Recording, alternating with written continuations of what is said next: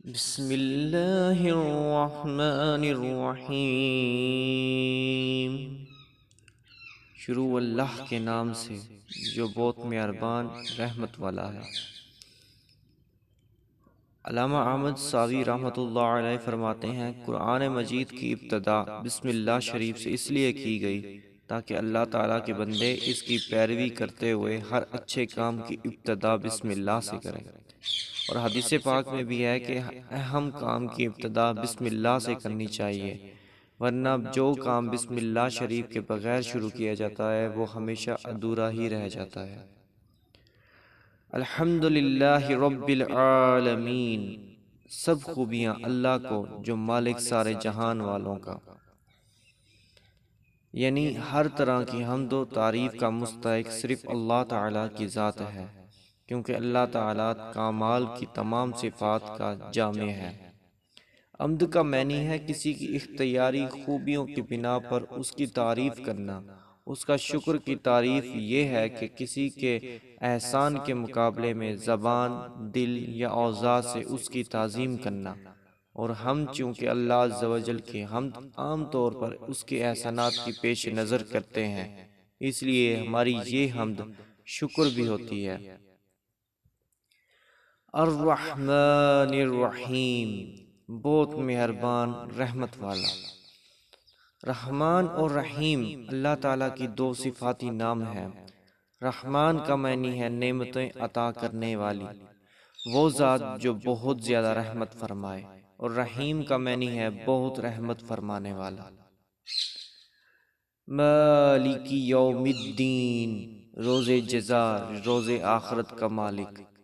جزا کے دن سے مراد قیامت کا دن ہے کہ اس دن نیک اعمال کرنے والے مسلمانوں کا ثواب ملے گا اور گناہوں کا کافروں کو سزا ملے گی۔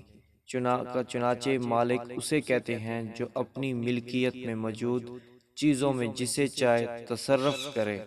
اللہ تعالیٰ اگرچہ دنیا و آخرت دونوں کا مالک ہے، لیکن یہاں قیامت کے دن کو بطور خاص اس لیے ذکر کیا تاکہ اس دن کی اہمیت دل میں بٹھائے۔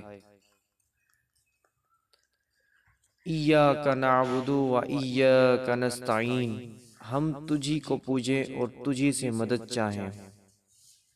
یہاں میں یہ معلوم ہو رہا ہے کہ ہم تیری ہی عبادت کرتے ہیں اور تجھ سے ہی مدد طلب کرتے ہیں۔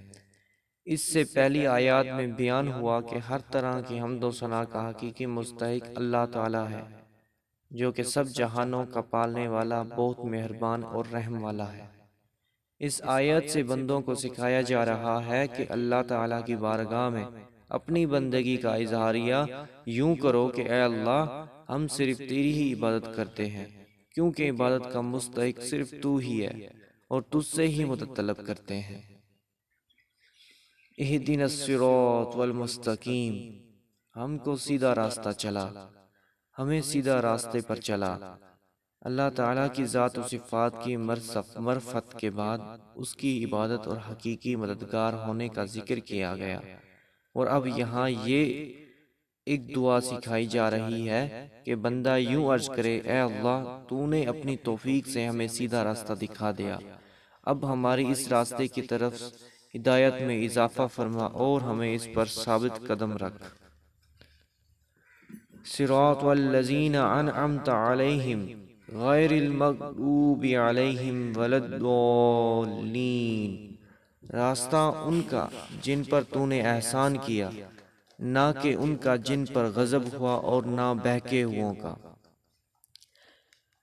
یہ جملہ اس سے پہلی آیات کی تفسیر ہے کہ صراط مستقیم سے مراد ان لوگوں کا راستہ ہے جن پر اللہ تعالیٰ نے احسان و انعام فرمایا۔ جن لوگوں پر اللہ تعالیٰ نے اپنا فضل و احسان فرمایا ان کے بارے میں ارشاد فرمایا ہے، جو اللہ اور رسول کی اطاعت کرے تو وہ ان لوگوں کے ساتھ ہوں گے جن پر اللہ نے فضل کیا، یعنی انبیاء، صادقین، شہداء اور صالحین، اور یہ کتنے اچھے ساتھی ہیں۔ سبحان اللہ۔ اس آیت